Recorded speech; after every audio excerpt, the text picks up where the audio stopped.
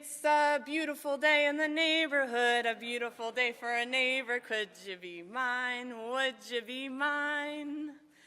It's a neighborly day in this beauty wood, a neighborly day for a beauty. Could you be mine? Would you be mine? I have always wanted a neighbor just like you. I've always wanted to live in a neighborhood like you, with you. So let's make the most of this beautiful day. Since we're together, we might as well say, would you be my, could you be my, won't you be my neighbor?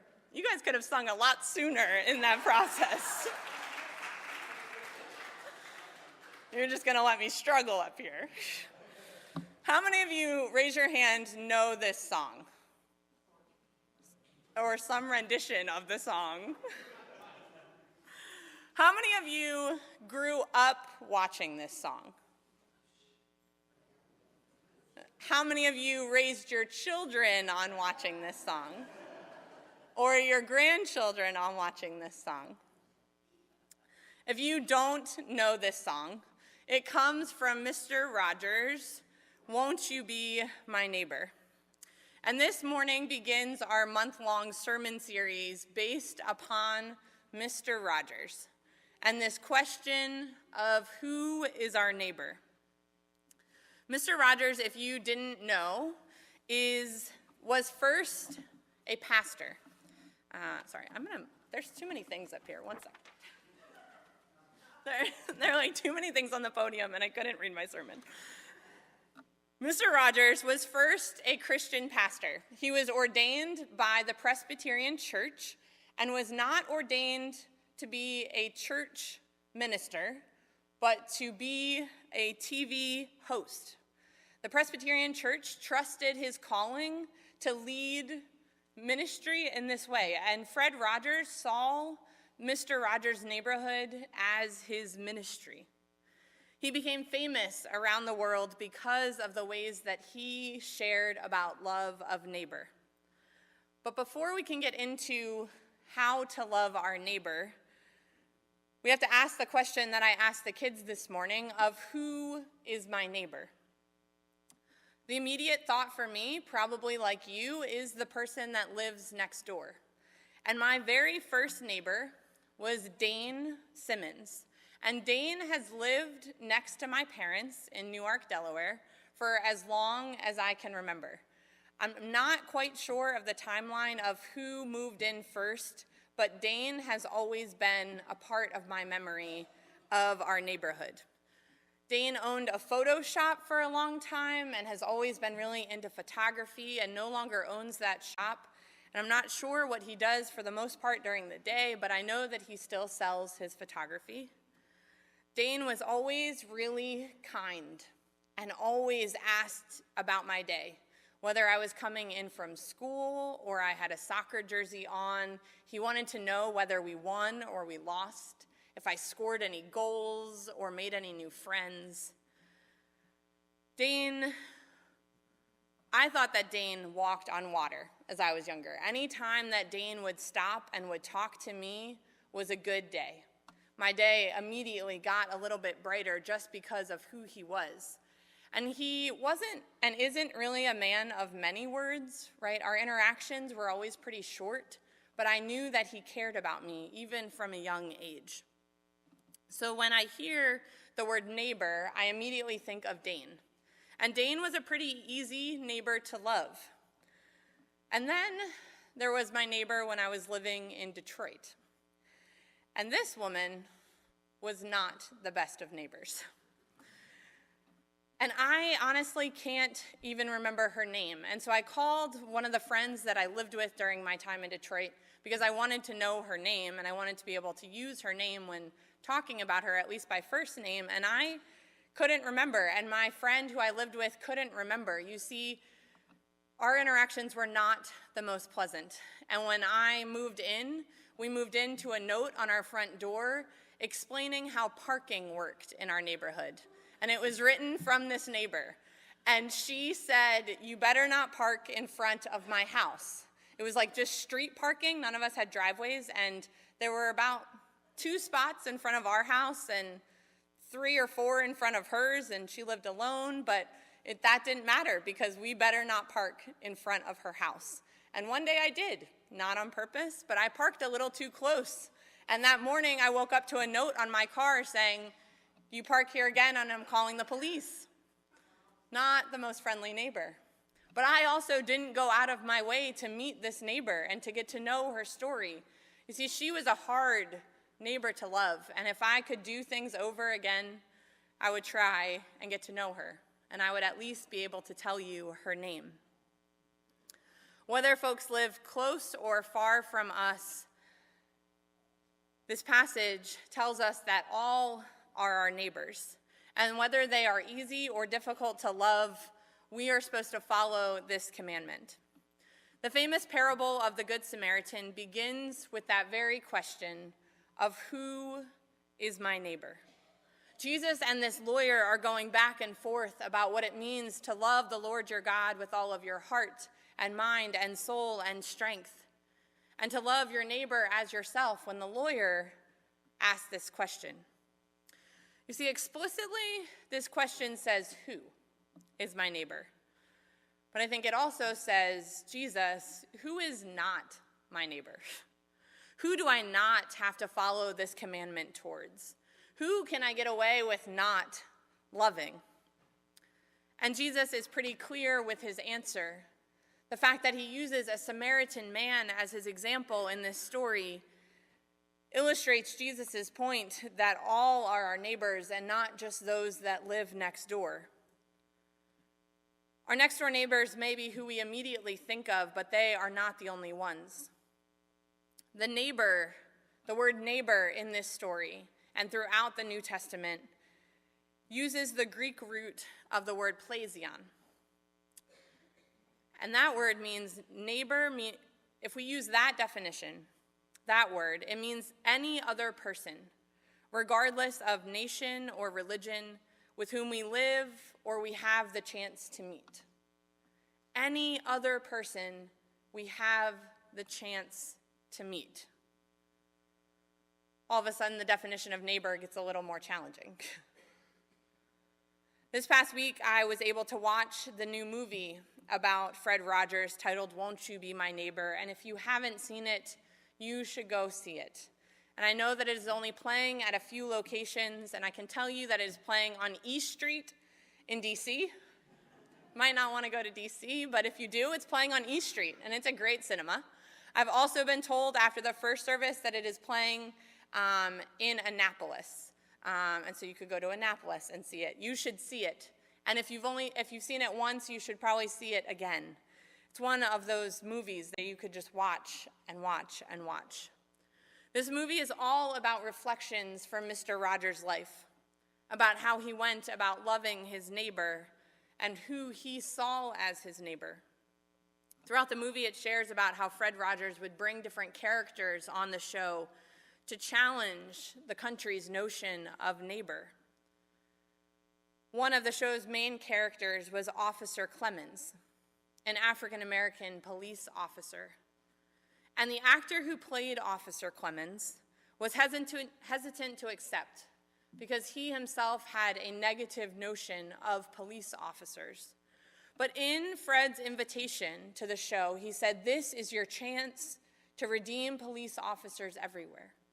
This is your chance to show kids that officers really come from a place of love and of safety, and that officers could really be community builders."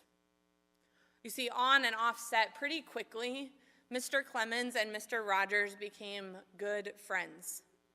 And in the middle of the height of race relations in 1969, many people around the country believed that they should not be on set together, that they should not be talking to one another, that they should be segregated in all places of life. Those places extended to public pools, and Fred Rogers believed that this was not right. And so, an act of silent protest, one day Mr. Rogers on the show is sitting by the pool. It is a hot summer day, and his feet are in this kiddie pool, when Officer Clemens comes by and says, "Mr. Rogers, what are you doing?" And he said, "Well, it's such a hot day, I'm cooling off in the pool. Will you join me?"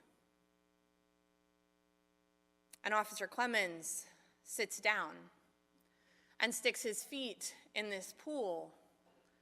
And there aren't any more words exchanged. But for a moment, the camera pans just to their feet in the pool. And there is silence. An invitation to join him in the pool. A simple scene, but one of rest and friendship between these two men. Mr. Rogers, a simple Presbyterian minister, was not afraid to push the envelope, to push the question of who is my neighbor. Throughout his show, he challenged the viewer to ask this question each and every time that they tuned in. No one expected much from Mr. Rogers in the beginning. Most producers said that he was just a simple man and that his show would not go anywhere.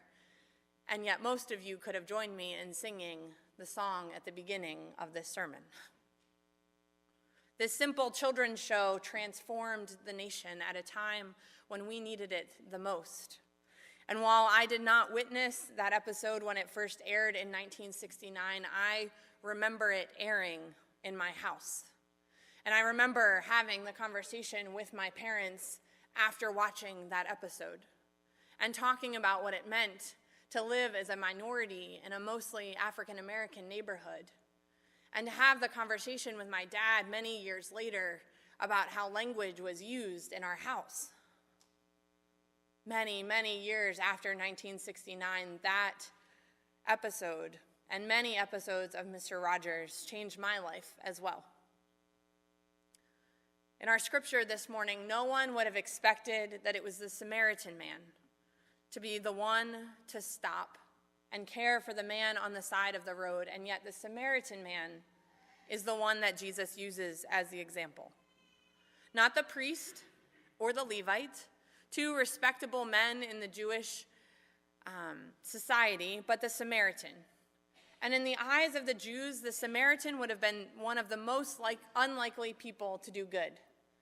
The Jews saw the Samaritans as less than, because they were not of full Jewish descent. Samaritan was used as one parent married outside of the Jewish culture.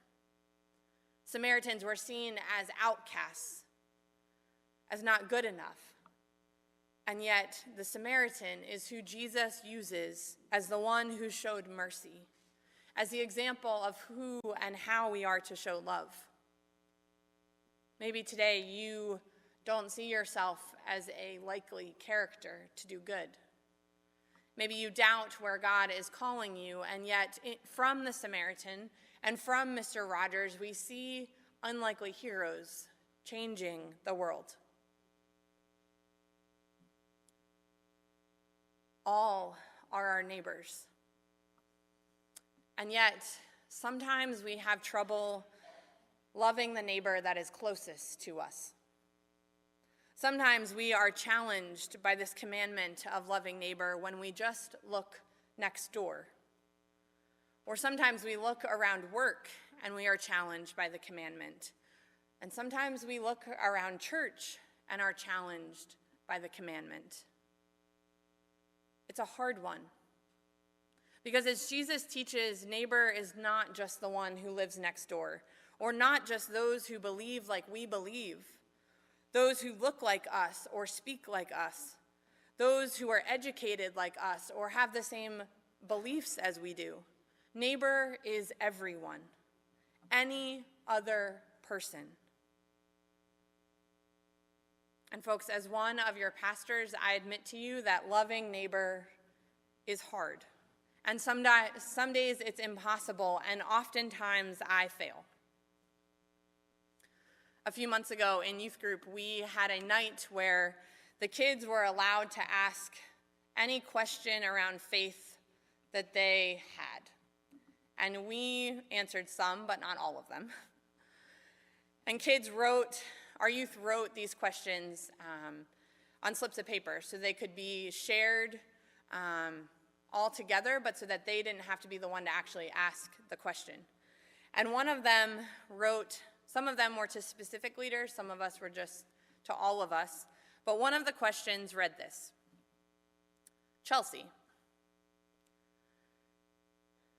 do you like everyone at church? Or do you just have to pretend because you are our pastor?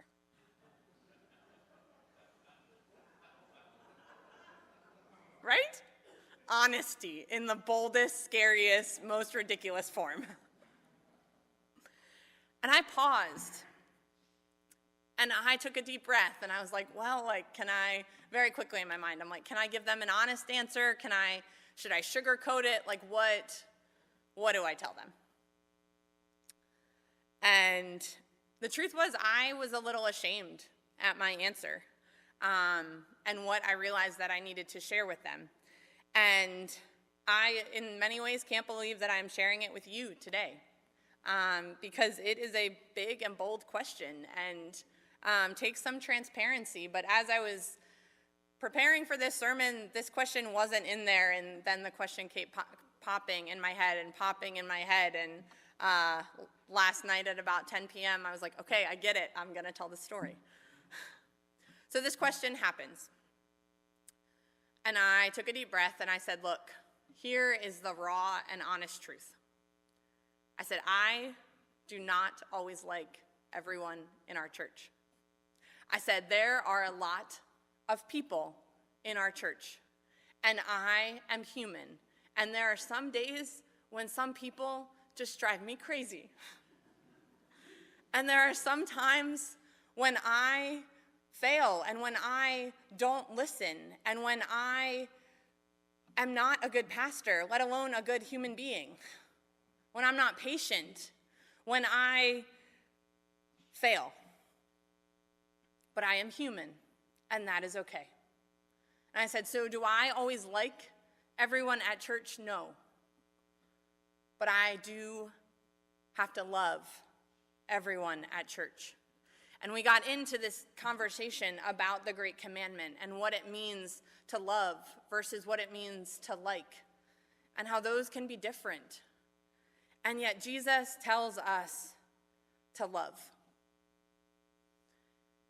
Jesus tells us to love our neighbor, but it is only after Jesus tells us to love God. And as we live into that first piece of loving God, we are able to do the second part a little better. It's a hard commandment, but when we remember that each are created in the image of God, when we are able to look into each person's eyes and to see each other as beloved, to see each person as God's creation, that loving of neighbor becomes a little easier. And there may be days when you do not always like your neighbor, but as you remember that they are God's creation and that they are worthy of love, that loving becomes a little easier. The beginning of each Mr. Rogers show began with the song that I sung at the beginning. And I'm not going to sing it again. But I do want you to hear the words. It didn't hit me until I watched the movie this past week, but this opening song is a big and a bold invitation. It's a beautiful day in the neighborhood, a beautiful day for a neighbor. Could you be mine? Would you be mine? It's a neighborly day in this beauty wood, a neighborly day for a beauty. Could you be mine? Would you be mine? This next part is, for me, the hardest part to sing in my head with everyone. I have always wanted a neighbor just like you. I've always wanted to live in a neighborhood with you. So let's make the most of this beautiful day. Since we're together, we might as well say, would you be my, Could you be my? Won't you be my neighbor? As we begin to explore this month what it means to be neighbors, my prayer is that you would be challenged this week to see more and more of creation as your neighbor. That with each person that you meet, with each encounter that you have, that you would share this notion of neighbor. That you would remember the great commandment that we are called to live into. It begins with opening our eyes and seeing God's creation. I'm going to leave you with a quote from Mr. Rogers that was highlighted in this movie. Quote, "I believe that appreciate is a holy thing. That when we look for what's best in a person we happen to be with at that moment, that we're doing what God does all the time. So in loving and appreciating our neighbor, we are participating in something sacred." End quote. It begins with recognizing the God in each of us and celebrating that we are called to live in this big and wide neighborhood. Would you be mine? Could you be mine? Won't you be my neighbor? Amen.